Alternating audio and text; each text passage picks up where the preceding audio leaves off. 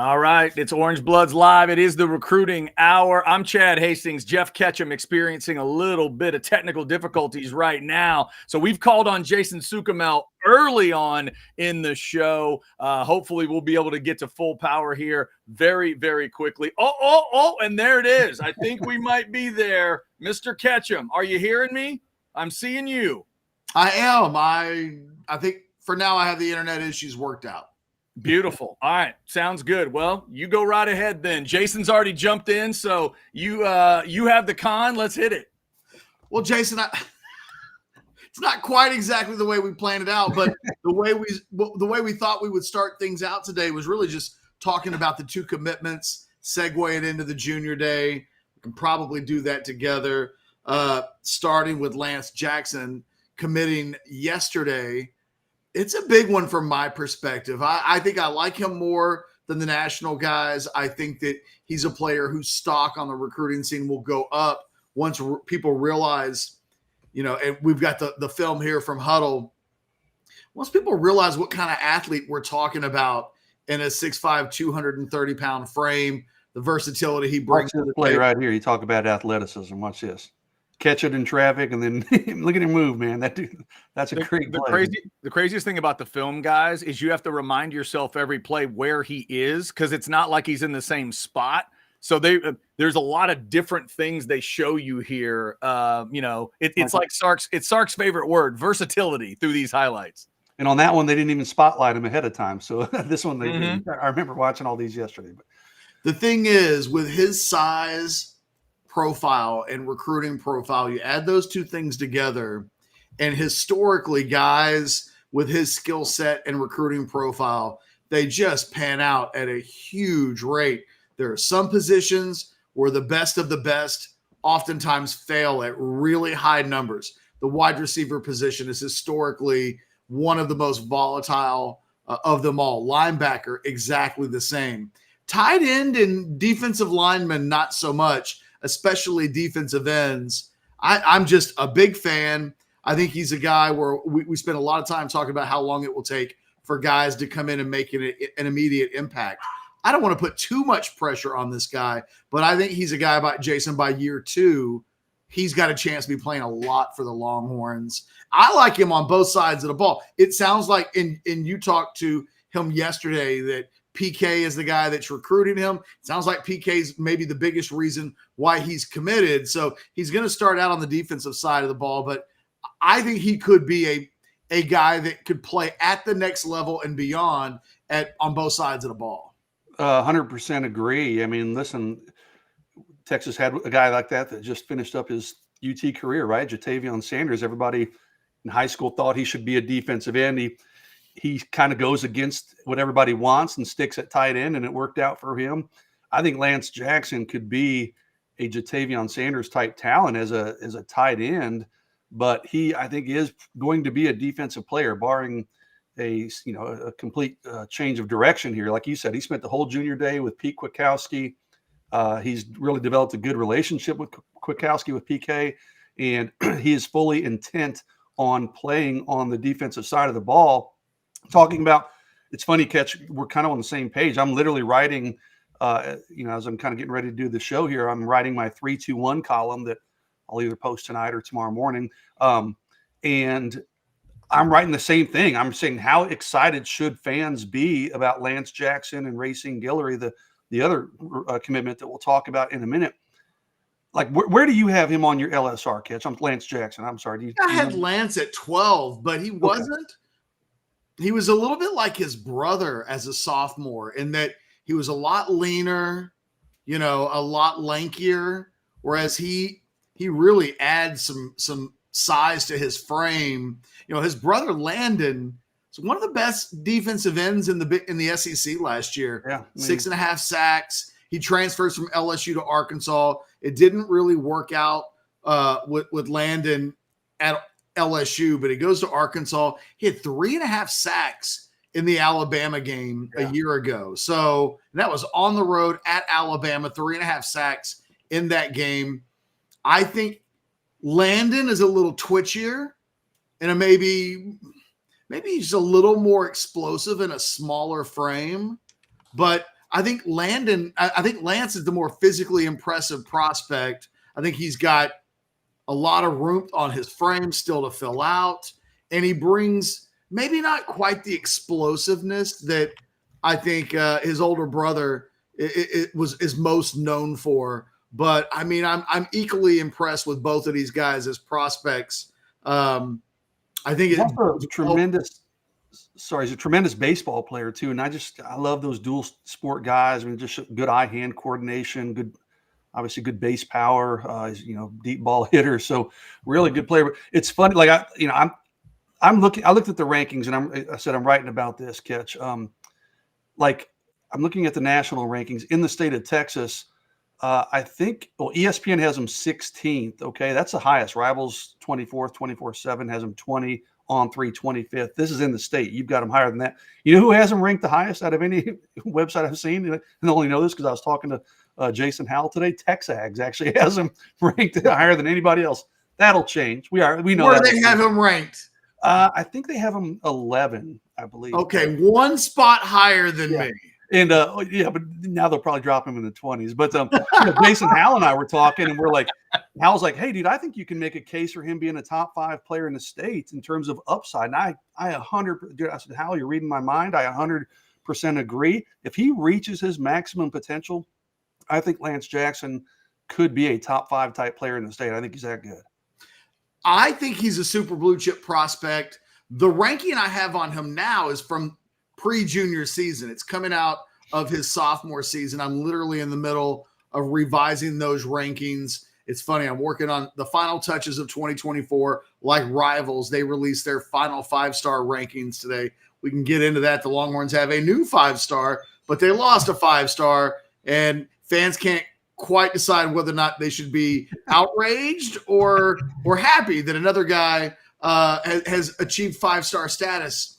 I'm working on 3 different sets of classes and rankings at the same time, but he won't go down. I mean, he's exactly what you're looking for. One of the reasons why I like Dalen Evans so much is because from a size and physical and recruiting profile standpoint, again, I can't stress it enough. Those guys have been proven over the course of multiple decades to be worth their weight in gold when they can stay healthy and don't either get hurt or have grade issues or anything like that. When you get big guys that athletic, they pan out at incredible rates. And, I like the fact that I mentioned this earlier. I can't remember. This is my 3rd show of the day, so I can't remember exactly when I said this. But, Jason, a lot of times – think about Hunter Modden last year, who I like as a prospect.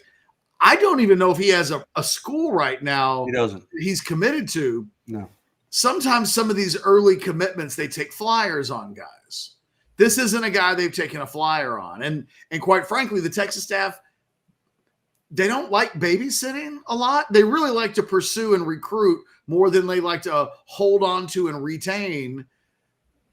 To me, if you're going to take guys early on, they need to be no doubt about it, no brainers. And I think the thing you'd say about the 2 guys they got this weekend, although they play different positions, different profiles, different strengths and weaknesses, all of those things, they both look like guys that will be national prospects. I like that Texas seems to be showing some restraint in recruiting. All those guys showed up this weekend, and the only guy in the 2025 class that they walk away with a commitment from is a guy that they're absolutely going to want 12 months from now. And sometimes in the past, I think they've overextended themselves. And I don't just mean Sarkisian. I just mean in general, year after year, decade after decade at this point, whether it was Mac Brown or any other coach, Tom Herman and now Sarkisian, sometimes they overextend themselves early on. And then at the end of the year, you wonder, man, I wonder if they could do it all over again. Would they like to have that scholarship back? So you're saying this is an issue here. This is not a Mac Brown summer camp offer then, huh? No. Mac falls in love with somebody off of after, and he didn't really even know, but after seeing him for an hour. Yeah, I feel the same way. And, the Racine Guillory commitment kind of transitioning to him, there are no rankings. He's a 2026 guy, but boy, you watch that guy's film. I mean, as a sophomore, he is the real deal. I mean, I think he'll be a top national running back, certainly one of the top players in the state, regardless of position. So, two tremendous pickups for Texas. I think both guys are, you said, no brainers, no doubters. These are guys you're going to want on signing day, 2025 and 2026 classes. Texas will still want these guys on signing day, as long as they continue their current trajectory. So really good pickups. You'd call them, I guess, safe pickups because there's no risk. I mean, just high reward with elite talent players. That junior day, dude, Blake can tell you, producer Blake behind the scenes, he was out there helping me. There were so many recruits there. Like, I don't know how these coaches kept up with everybody, but they were able to find a way to, give guys like Lance Jackson quite a bit of attention and pick up a nice commitment. Lance told me, he said he kind of knew going into that visit that he might commit. And then he gets there, and Pete Kwiatkowski was with him literally from the morning. He said pretty much for the whole day. And it just kind of made his decision pretty easy. He actually committed at the junior day and then announced it on Sunday afternoon. But really good pickups for Texas, one in each class. And, by all accounts, all the guys that Blake and I interviewed, there's a lot of them. Not a negative word other than the cold weather. Everybody had a great time. It was a really well run junior day, really well put together. Sark gave a good presentation. I talked to this Will Griffin, who's a quarterback out of Tampa. He loved the presentation by Sark and just said about 45-minute presentation by Sark. So I think Texas really helped its recruiting position this last weekend. For both of you guys, how were you looking at this junior day going in? We know the old days, it was like, in the MAC days, if they didn't get 8 or 10, you were disappointed. But how did each of y'all look at this junior day, and how much surprise did you have that A, it was 2 guys, and that B, it was those 2 guys? I'll answer first. If you had asked me the over and under on commitments, I thought they'd get 1. Okay. But I didn't know for sure. It was very possible they'd come out with none. If you'd asked me, would they get 2, I probably would have said no. So I'm a little surprised. And I guess I'm a little surprised at who the commitments are. Racing Guillory is an elite prospect, a running back out of Aledo. These 2026 guys certainly didn't see them getting or accepting a 2026 commitment this early. Like Ket said, the staff doesn't really like babysitting that long. Well, that's a 2-year babysitting project there, but he's that good that you're going to take him. If he wants to commit, you take him.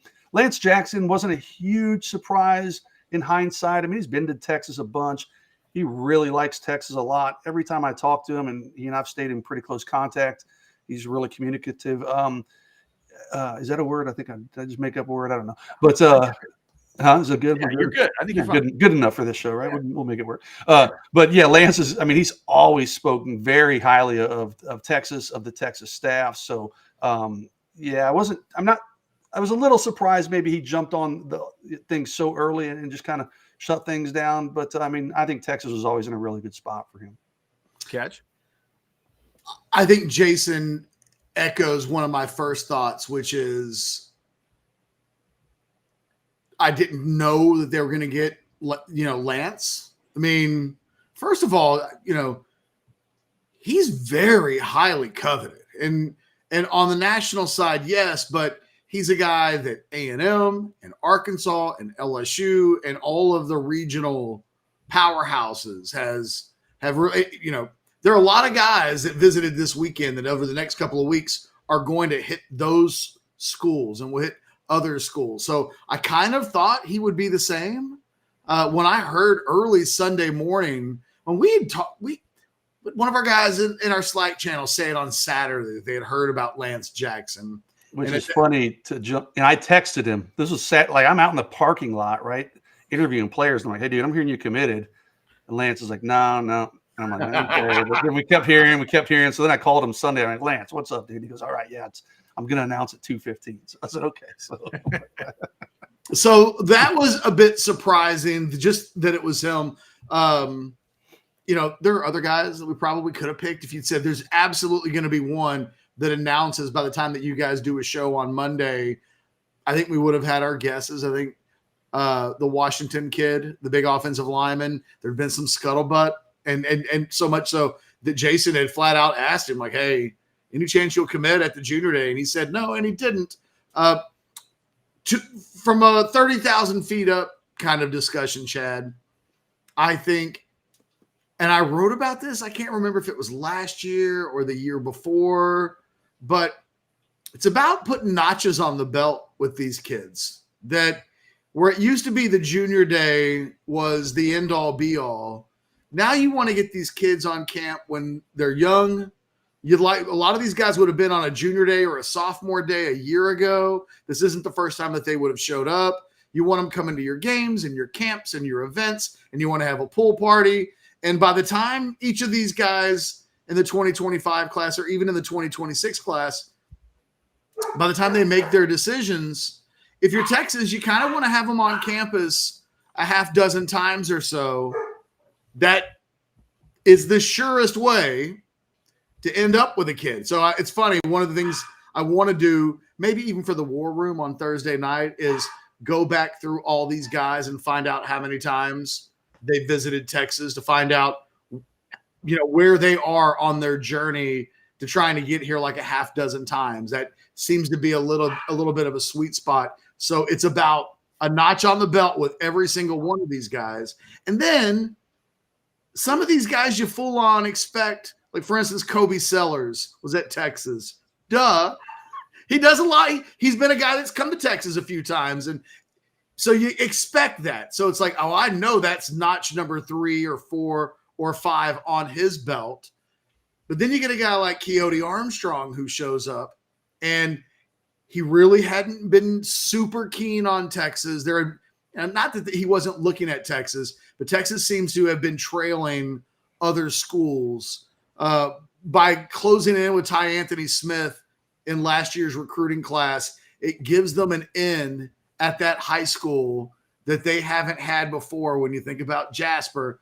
And now suddenly Keoti Armstrong shows up. He's one of my favorite guys in this class when you talk about just a pure physical specimen. Even just in street clothes, when I see pictures of him, Jason, from the junior day, I'm like, God damn, that kid looks just like a graduating college senior. Yeah. Yes, he looks like a guy that I think, well, again, stay healthy, young man, and don't do anything stupid. And you've got a really good chance of being an NFL player in time.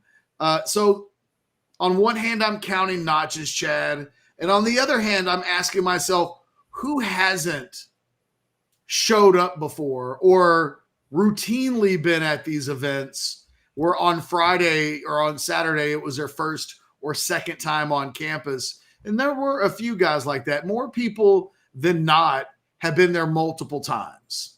But there are some guys that are just now really starting their Texas recruiting journey. And so there's multiple sides of the list. But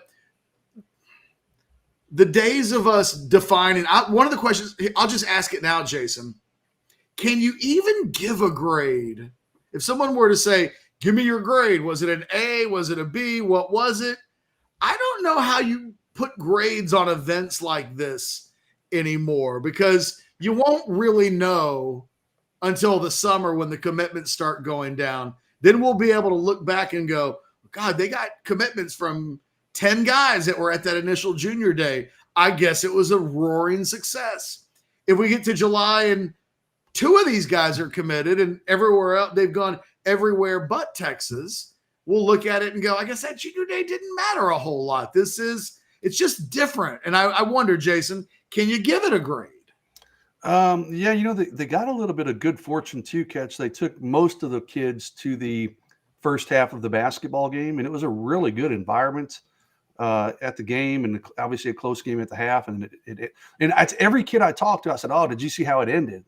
They're like, "Oh yeah." So they must have turned on the game or had it going on TVs around Moncrief as well, because everybody got to watch the ending of it. But I would certainly I don't know if I'd give it an A+. The only small hiccup that people were talking about was in the morning, everybody shows up. So they had these guys park, Chad, at the intramural fields. Okay. There's so much construction going on around campus. And I drove down around campus, dude, half the damn campus streets were blocked off, right? So I don't know if that was because of the basketball game or a combination of the basketball game and construction, but Maynard Garage wasn't available. So anyways, they had them park at the intramural fields, which are 5 miles away from campus. Yeah. And they bust them in. Well, when you've got a 1 hour window and you're trying to get 100 plus kids and their parents and coaches and siblings and friends, all showing up at the same time, all getting on buses. There was a lot of waiting in line to get on buses in the 20-something degree weather. So that was the only hiccup. But other than that, I think once the junior day started, I would certainly give it an A. Bus gates, let's knock it down to an A-, but I still think it was a very successful day overall. Remember when Arch? Hey, hold on just a second. Yeah. Remember when Arch came on his unofficial visit, Chad? They had a golf cart for him, and he and his family were driven around in golf carts, and not everybody got that treatment. And there was like at least one player who was like kind of got in his feelings in a certain kind of way. Running back for Texas A&M was who it I see. It'd be funny if like there's some bus envy, right? It's like they made us wait on it's 22 degrees or whatever it was out there Saturday morning. Being on the second bus versus the first bus, you got to be. I don't even think it was that. I think that they'd take one and these guys would have to wait, and then another one. I mean, whatever. They needed 10 more buses probably, but or shuttles, I guess they were. But that was a minor hiccup to get things going, but everything worked out fine in the end. I don't think I would give it an A+, Chad. Let me tell you why. A, I'm an asshole, but B, I'm going to read off these LSR rankings are going to be my own personal recruiting rankings are going to be updated in the next week or two. There will be some movement. But if we go down like the elite of the elite in the state of Texas, and I'll be honest, most of the elite guys that I ranked on my very first go-round, this top 10 won't change a whole lot between now and next year. It's amazing how the big dogs are big dogs early on, and then there's sprinklings of guys who will move up in the rankings. But a lot of these guys, so DeCorian Moore, number 1 player in the state, not there. Devin Sanchez, number 2 player in the state, committed to Ohio State. Both of those two guys actually won. DeCorian Moore famously committed to LSU. Devin Sanchez, Ohio State. Lamont Rogers, number 3. Again, this is a little bit outdated and old because I think most people have Michael Fasusi as the number 1 offensive lineman, but just bear with me. Number 3, Lamont Rogers, he was there. And he falls into the category, Chad, of guys that when he showed up, I was like, oh, okay. We're back in the Lamont Rogers business because, quite frankly, he hasn't been super into recruiting early on. Yeah.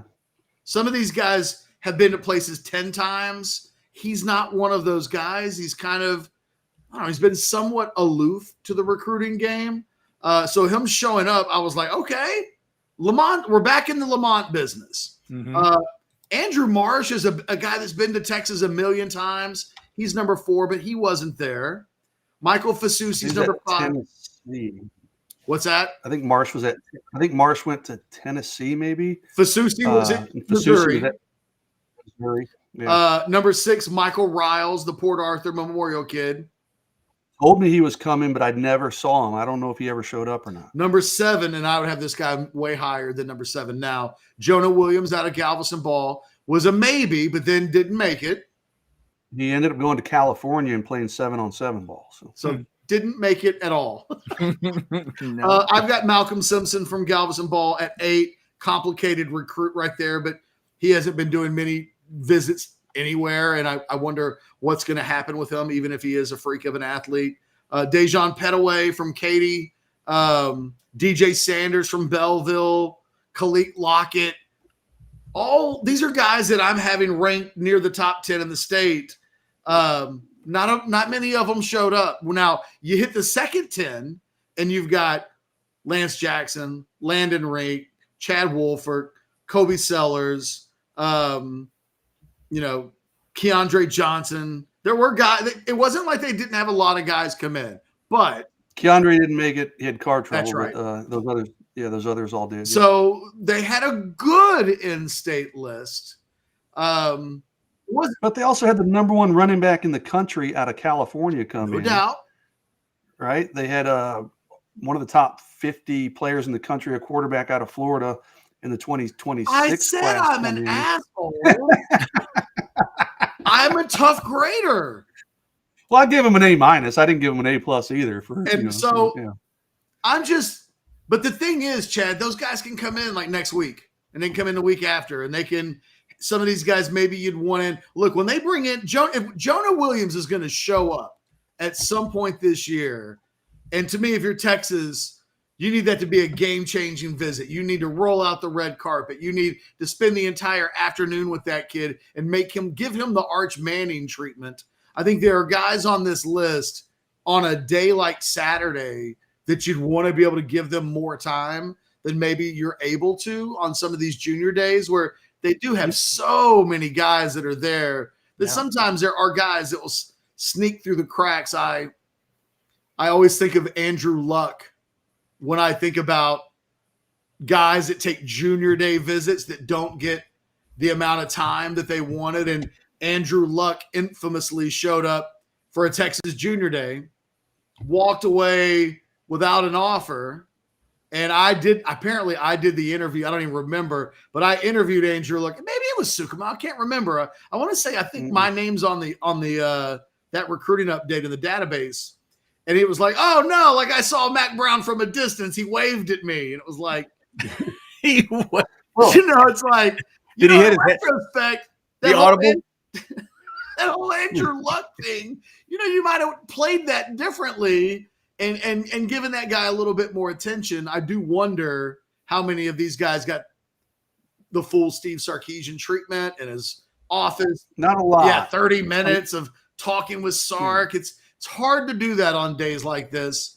Sark did address the whole group, and a couple guys, a handful of guys, more than a couple, got some one-on-one time with him in his office and got offers. It's a fair point, though, Ketch. I mean, I'm not kidding, dude. I got down there, and I was watching them walk back from the basketball game to the field house, and it was overwhelming, dude, how many players and parents and coach. I mean, it was crazy. It was just like this wave of them just keeps coming forward, waves of kids. And I don't know what the total count was, but I would guess it was over 100 players. Now, interestingly, last year they did the same thing. And I remember there was one recruit's parent who told me, is like, this was just a waste of time. Now, ironically, that player wound up committing to Texas anyways. But so what they do is, I think this first one, they have huge numbers, but then they'll have a couple summer events that are a little more selective and a little more exclusive for their pool parties and stuff like that. So, but yeah, this one, you're right. I mean, there were probably a lot of guys. In fact, I know there were a couple guys I talked to and they were interviewing them, and they're like, well, I didn't really get to talk to any coaches and that. So it's like, okay, no offense to you, but I'm going to cut off this interview and go interview this guy over here. Maybe get some time with the coaches.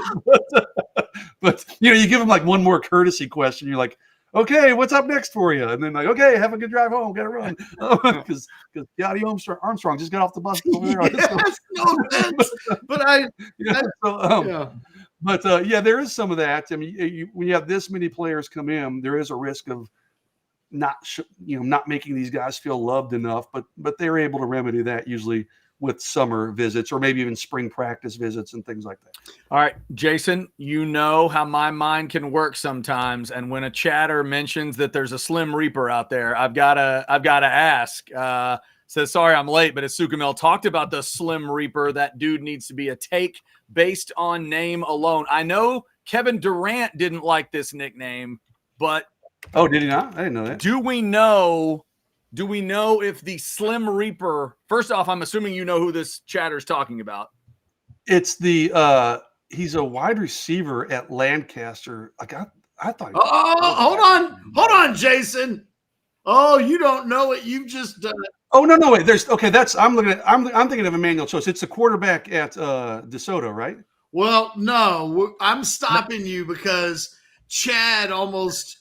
I watched the color of his face change. It's not true. It's not true. Just because he said Lancaster and not Lancaster. Well, there is Emmanuel Choice is from Lancaster. He goes by the Slim Reaper. But there's another one because I remember he was in a picture with Byron Washington. I want you to know, by the way, Chad, he's from Texas. This is a Texas boy. I know. He just doubled down, so I got it. Hey, look, and we had somebody go to town and say they met two different people and they went two different ways. I'm gonna have to start backing off of this thing as we go along. Do you want to tell him though what in your mind he needs to know?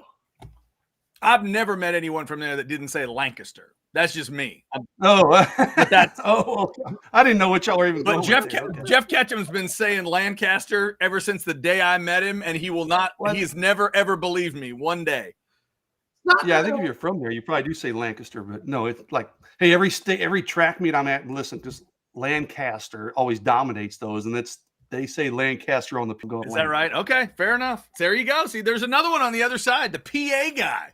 The PA guy's saying it. Not that those guys don't butcher. Listen, I've heard them butcher my daughter's name horrifically. So not that those PA guys, track meets, really know what they're talking about either.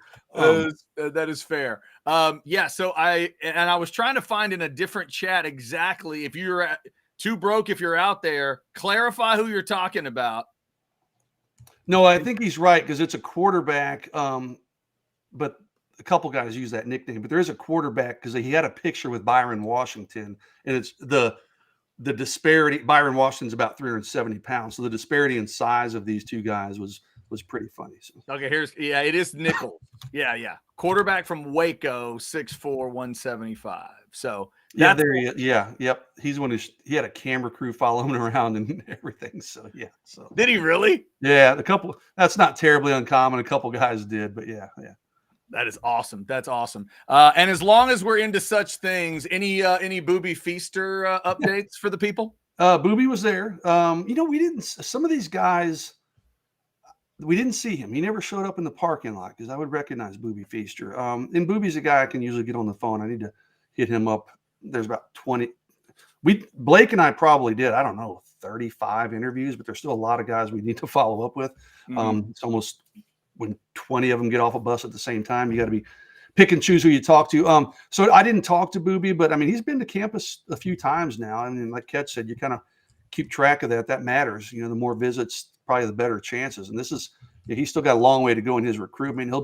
He is a national guy already as a freshman, but I think Texas is going to be right there for Booby Feaster, the phenomenal wide receiver. But yeah, Booby was at the junior day. I haven't had a chance to talk to him yet. Gotcha. Jason, I was going to ask you because you guys did like 30 interviews, and I'm looking at. You hit me over the head with the update from Saturday because it really was like 30 updates. And the one thing I would say is that there are so many guys there. I'm curious from your perspective, if somebody who's watching right now says, who are the 5 updates from the massive update that were most important for me to read and kind of file away to memory? Was there a group from that group that stood out, either because they did spend time with Steve Sarkisian? Like, I'm pretty sure Riley Pettyjohn mentioned, hey, I got a chance to spend some time with Steve Sarkisian. When you look at the list, were there more important guys than others based on how they spoke about what they did and kind of maybe where they rank in the hierarchy of offers right now? Yeah, I'm going through. You're right. There's so many of them, but Riley Pettyjohn certainly would be one. They did offer 2 players who are committed to SMU. Cam Morgan, the defensive end out of Red Oak, would probably be up high on that list. He got a lot of attention off a few offensive linemen. Jackson Christian from Port Neches Groves, Jonte Newman from Bridgeland. You mentioned Byron Washington from DeSoto. Those guys got a lot of time with the Texas coaches, or with Coach Flood and some of the other coaches. You mentioned Kobe Sellers. You talked about him. Drew Evers is a 2026 offensive lineman. Spoke highly of his time there. So hard to pick just 5, honestly, but those are some. I mean, as I scroll through, like you said, there's so many interviews. I'm writing about Jackson Christian, the offensive lineman. He'll be in my 3-2-1 tonight. I tell you what, keep an eye on that one. I'm not saying he's going to pull the trigger and commit here anytime soon, but I don't think it's totally out of the question either. I mean, we asked him that question, like, is this a possibility you could commit? And he goes, yeah, it's an option. He said, a very early commitment. So then he kind of backtracked and said, I want to maybe see a couple other places just to compare apples to apples. But I mean, I think there's a good chance Texas gets a commitment out of Jackson Christian. Yeah, he's a guy that Kyle Flood offered early on. They've made him a priority, and they seem to be in a good standing right there. Guys, earlier, both of y'all talked about Lance Jackson a little bit. In terms of the other commit that they got, Racine Guillory out of Aledo, I want to hear y'all talk about him a little bit. The video was fun to watch, listed at 5'9", 177, and technically, I guess, listed as an athlete. Talk about what you guys think of him, and do you see him transitioning into college and still being like a running back? He's clearly, and they showed him out of the backfield a lot and wheel routes and a lot of different things. Catch, I'll start with you. Is this a running back for you going forward? No doubt about it. Yeah, I think he's got a little bit of Jaden Blue, a little bit of Keelan Robinson in him. I think the thing that you notice about him is that don't let him get to the second level, because at that point he can really turn a small play into a really big play. There's not a lot of dancing with this guy. As fast as he is, as quick and explosive as he is, he's kind of a one cut and go guy, which, you know, I'm a big fan of. A lot of guys, you watch these high school highlight films, man, they are making five guys miss, and they're juking and they're jiving, and it looks great on film. The problem is, like, the dudes that they make miss in these videos, oftentimes, they're not the Anthony Hills of the world. Like, those guys tackle. And so, you know, a lot of times the high school videos that are often the most fun to watch, they just don't translate to the next level. You know what translates to the next level at the running back position? Good vision, the ability to find space in the holes. You know, this guy, a lot of zone blocking that he's running in front of him at Aledo, and he does a great job of finding where the space is. He's a great cutback runner, and when he cuts back, he's cutting back and he's gone. And that's the kind of stuff that translates more than he'll make a guy miss in a phone booth. I mean, that's great, but honestly, at the college level, the higher of the level that you go, the more decisive and the less dancing you need to be. And this kid, as a young running back, dances very little. He makes a move, he goes, and then when he hits that second level and he makes one guy miss, he can get into the secondary. He's often not caught from behind. I mean, like Jaden Blue, he's a guy that I think you can imagine being a big play weapon as a running back at the next level. And I think at worst, he becomes a gadget guy, a little bit like Keelan Robinson, where you use him on specialty downs and plays. But I think he has a chance to be a lot better than that. And there are worse things that a running back can be than a combination of Jaden Blue and Keelan Robinson. Together, those guys average about 7.5 yards a carry. So, you know, I think he's got a chance to be – Jason described him as a national prospect. I think that's what he'll be. Very good chance he ends up on one of these super blue chip lists that I accumulated earlier today in the last 24 hours, Chad. I think he's got a chance to be, you know, I don't want to get too crazy with the hyperbole. I did that already with Lance Jackson, but there's a lot to like in this kid. I just think the one thing you have to file away is that Lance Jackson commits, and I can go, okay, well, he's been to a lot of places. I mean, I'm kind of okay with him making a decision because I know he's already been to places multiple times. So if he says he's ready, I tend to believe that commitment will stick more than a guy that maybe hasn't visited a lot of places. It's hard to tell a guy that I think is going to be as highly ranked as he is, that he's not going to take any more visits, that no more junior days, no official visits. Like, in reality, you know, there's a good chance that this kid could decommit at some point, still be very highly interested in Texas. But, you know, I can remember one of my first high school girlfriends. I remember thinking, do I really want a girlfriend actually? Like, I'm actually like, hold on, you had more than one high school girlfriend. And Chad, I'm calling BS on that. How about you, man? Must be nice. Here's the thing, though.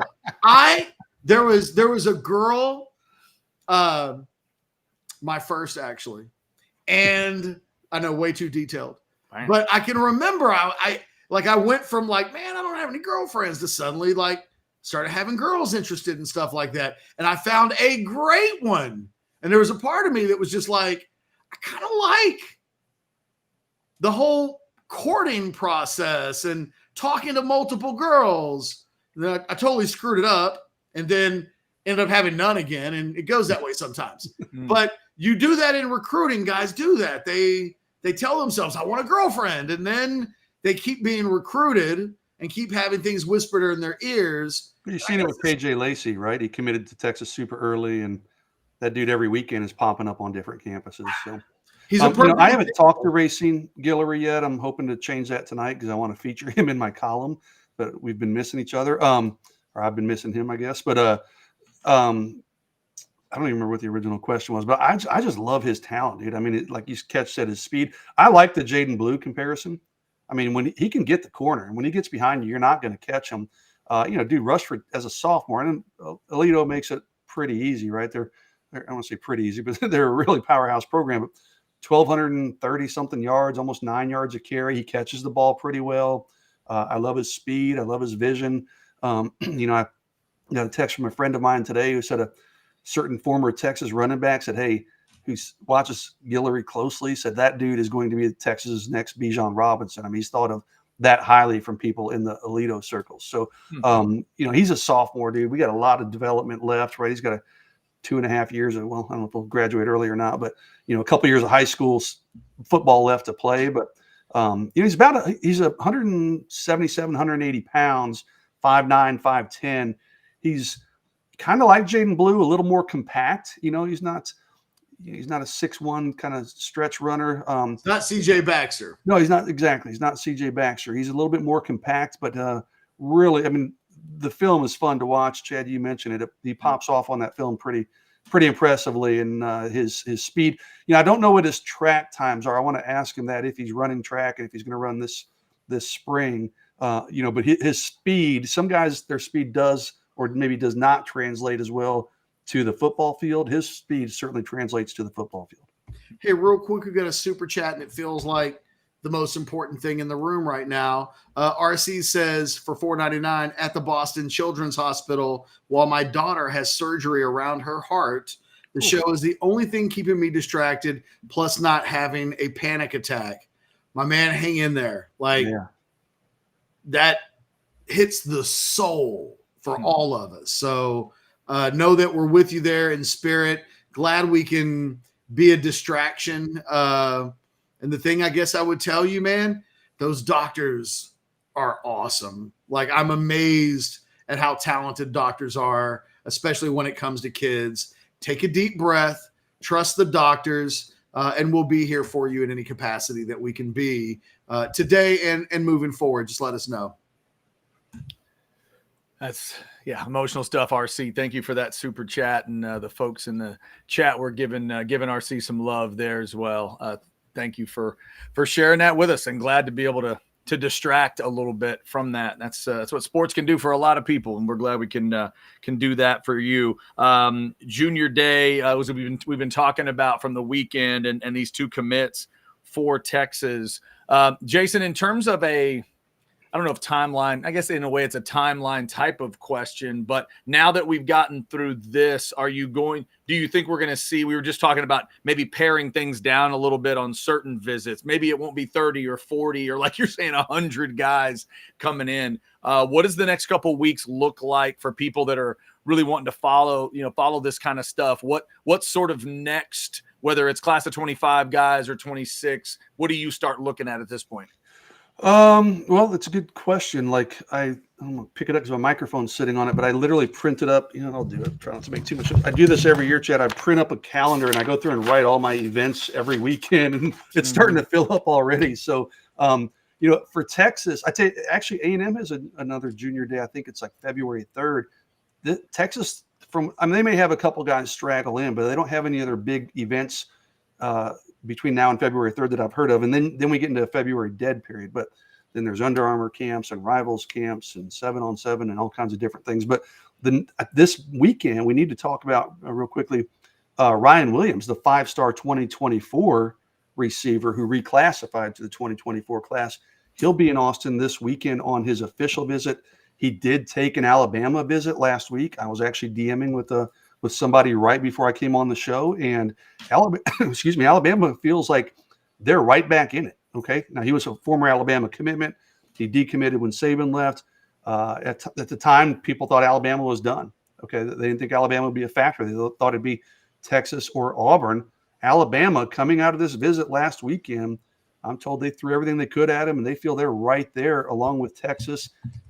And this person said there's some thought in Alabama, maybe Auburn's third now. So, we'll see. But he'll be coming in this this weekend for a visit. KJ Lacey, the Texas quarterback commitment that we talked about briefly, he's Ryan Williams' high school teammate. He's coming to Austin with Ryan Williams.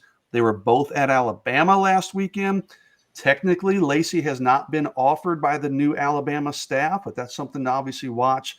I mean, it's kind of Auburn, Texas, Alabama are recruiting both of those players pretty heavily. So you ask what's next? Hey, the next big weekend is this coming weekend. It won't be big in terms of numbers. It won't be as crazy hectic as last week, but they'll have one of the top players in the country. Actually, I guess two of the top players in the country, one of the 2024 class, one of the 2025 class coming in this weekend for visits.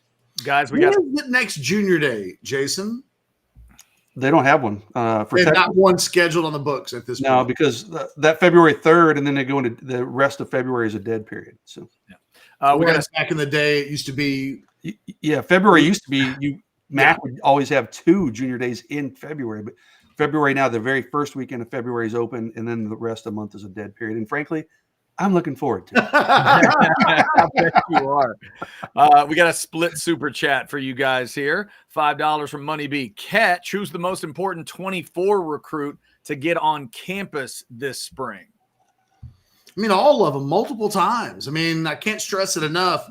Once isn't enough. If DeCorian Moore would be a great player, like to begin with, but getting him on campus once, that's not enough. They need to. You wanted to get guys in January, and then in March comes around, I'm sure they'll have a big event like around the time spring football kicks off. So there will be a weekend when they have a bunch of guys on campus that you'll see individual guys come in. There's a lot of conversation about Micah Hudson last year coming in on his own and the visit not quite being what you want it to, but every guy, Money B, every guy that's a super blue chip prospect, they need to get on campus. I don't even know that one's more important than the other. I think you gotta, when I look at the list, you got to get Fasusi back on campus. And Lamont Rogers was here this weekend, but you want to get him in again this spring. And Andrew Marsh, get him in. Like you just got to keep stacking them up. So for me, there's not a most important guy. The good news, and Jason, I think you would agree with this, right? There's not a position that is hanging over their head like maybe edge rusher was last year, and maybe the way linebacker was for Anthony Hill in 2023. The roster is pretty well balanced. So if I was to there's actually a lot of good tight ends. So there's not even one tight end. I'd love to see them get Armstrong on campus again. Let me make sure I'm reading this correctly, Catch. When he says most important 24 recruit to get on campus this spring, could he mean in the 24 class guys that are important to get in early? No, I think he's just asking about I'm assuming Money B meant 2025 recruits. I think that's what he meant. Okay, we're assuming the next one. Okay, all right, just making sure we're clear. And I think and I was answering that. Honestly, I didn't even notice that he said 24 recruit. I just assumed he was. I'm looking at 24, 25, 26, counting 23, 22, 21. Forgive me, I'm done with numbers. I need February to get here. He said that's correct. My bad. So he did mean 25. So you answered what he wanted. I just wanted to make sure that's maybe the defensive tackles, Jason. Right? I mean, that's the Brandon Brown kid did not. I don't think he made it in this weekend. The commitment out of Florida, but you don't even have a defensive tackle coach. So I mean that one's still kind of up in the air. My answer to Catch, the question posed to you, Catch, would be the second question there. I think DeCorian Moore would probably be my pick. I mean, getting Jonah Williams on campus or Fasusi would be big, but anytime you can get DeCorian Moore on campus, the more times the better. What's the latest on DeCorian? Not a lot new, Money B. I don't have much. He did not make it in for the junior day. Honestly, like if you would have asked me when he first committed, I would have said 75% chance he flips his commitment, and probably Texas would have been the leader there to flip him. Now I'm kind of leaning. There's a long way to go on that one. I mean, he'll take some visits, including to Texas, but LSU's done a really good job recruiting offensive skill talent in his class to go along with him. He really likes that. He's been very pro LSU, him and his family on social media. So, Texas has a shot. Certainly, they'll continue to work DeCorian Moore, but they didn't get him on campus for the junior day. He seems really happy with his LSU commitment right now. And we'll see. There's 11 months before he signs his letter of intent. So we'll see what happens over this 11 months. But it's not going to be easy getting him away from LSU. Money B, thank you for that super chat. Got that cleaned up. I don't think there's anything else there at this point. Real quick, we had a question about the portal guys. We talked at length about Jamar Muhammad in House Divided earlier today. He's home from his Alabama visit. Says he's still going to take the Oregon visit. I've seen reports where it's this weekend. I've seen reports that it will be this week. Texas will be sweating out whatever happens at Oregon, but I think there's still a vibe that Texas is the team to beat there. And then the Arizona defensive tackle came in this weekend. I don't have the pronunciation guide in front of me, so I'm not even going to take a stab at it without it. Did you memorize it, Chad? No, but I am looking at it. Tioali'i Savea. There you go.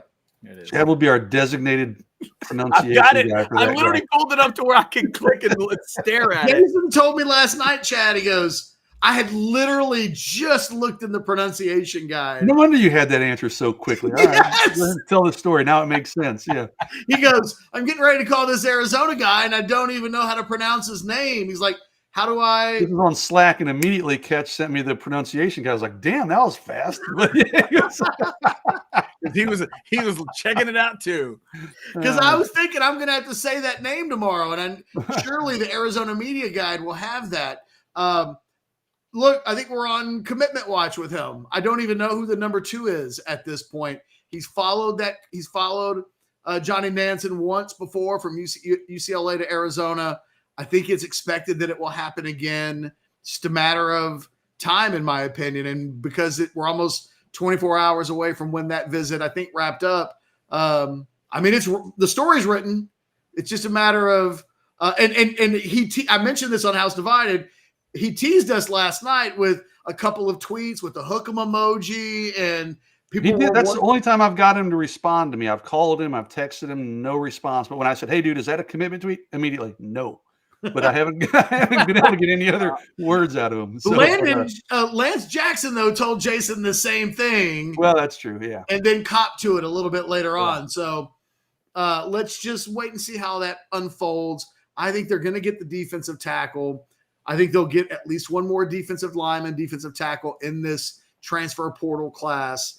I can't stress it enough how lucky I've had a family member of a guy who may end up in the portal in April, should Texas still need a portal guy who is his family member is a starting nose tackle in a major Power 5 conference. So there are guys who are watching what's happening at Texas. Hey, that's funny because last year, I think it's an Orange Blood subscriber started, emailed me. We exchanged numbers and we texted. Austin Booker, the defensive end at Kansas, I think he was a first team All Big 12 selection. He was getting ready to transfer. Where was he before? He was at Minnesota, I believe. And he wanted to come to Texas and, kind of similar, like, hey, he's going to transfer and wants to be at Texas, and Texas didn't really bite. And then he ends up going to Kansas and turned out to be a really good player for Kansas. So it's just there will be names. Yeah. Sometimes small world, how we connect with some of this information. Right. So, well, this particular guy reached out to me last year. It had nothing to do with Texas. It had to do with potentially other schools. And he was asking me about a defensive tackle coach and like what I knew about the guy. And then now a year later, it sounds like it could at least be a real possibility. They agree. Could be a possibility. It's unanimous in the Ketchum household. Sometimes the recruit's bark's worse than his bite. Sometimes not. Well, the dogs are probably letting me know it's time to wrap it up. We're at the hour-long mark. We've already had Jason on longer than we wanted to. Chad, I'm going to mute my mic. Why don't you cash it out for us? We'll do that. Jason, thank you so much for your time. That is Jason Sukamel. You see it right there at OB_Jason S. Follow him there on Twitter, and obviously check out all the great stuff at orangebloods.com. Jason, have a good evening, man. Thank you, Chad. See you soon, man. The recruiting hour each and every Monday and Wednesday at 4 o'clock. And yes, Jason Sukamel will be jumping in with us. All the big names that you want to hear from in the world of recruiting. Let's hit a couple of our great sponsors on the way out. First off, I'll remind you about McCullough Heating and Air Conditioning. It's that cold time of year, and then it's cold and dry, and then it's cold and wet, and then it warms up, and it's all over the place in the state of Texas sometimes. Make sure you're good on both sides. For $39, they will make sure your heating and cooling system is running right. They've been doing this since 1977. They will make sure you're treated right, just like they did with me. They are the ones that have been making sure my house is the right temperature for years and years now. 518-0119 or go to coolmenow.com. McCullough Heating and Air Conditioning. We also want to give love to Specs. You see the rabbit there in the lower right-hand corner. Thanks to all of you in the Specs chat today. Before we get out of here, let's give them 15 seconds of Specs. Blake, it's Lisa, it's the rabbit, and it's your reminder that they're there for you. No matter what you're needing, Specs same-day delivery can save the day with our Specs app or online shopping. From world-class wines to hard-to-find spirits and craft beers to gourmet foods, delicious snacks, and spectacular sweets. It's Specs. Cheers to savings. Now, if you're a Texans fan, then you are now like Ketch and myself. You are out of NFL teams in these playoffs, so you need a drink just to drown your sorrows. If you're like our producer, Blake, and you're a Chiefs fan or maybe a Ravens fan or, God help you, a Niners fan, or you're into that Dan Campbell story, you need a drink because you got games coming up this weekend. So specsonline.com or get that Specs app and get it delivered to you. All right. We good, Catch? Everything good? Dogs trying to be nice? Yeah, they've silenced up a little bit. I watched them, all three of them. I saw 12 legs scurry across the living room. I don't know what they're up to. They're into something. Mm-hmm. But I don't know what it is, and they're silent. So you go check that out. It's like, would I rather them be quiet and creating trouble and loud and just barking at like an Amazon person? I don't know. Yeah.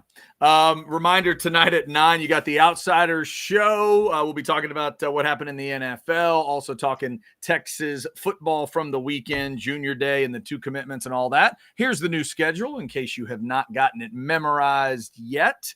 And Monday does end up being a pretty busy day with 5 different shows. You got the Old Fashioned tomorrow at 9 a.m., and you can see the rest of it. And remember, if you are a big fan of the Modcast, it's back and scheduled. Can you believe they got those guys scheduled twice a week? Oh, yeah.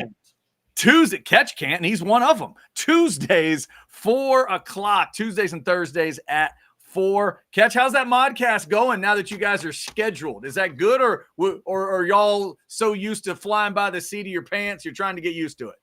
We're trying. It's still early. It's still early. It's still early going.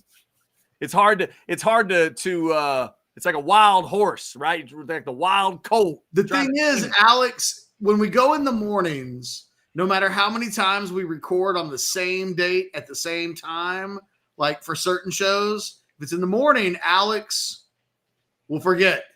Okay. Hey, is it 10:30? Is it 11? I can't remember.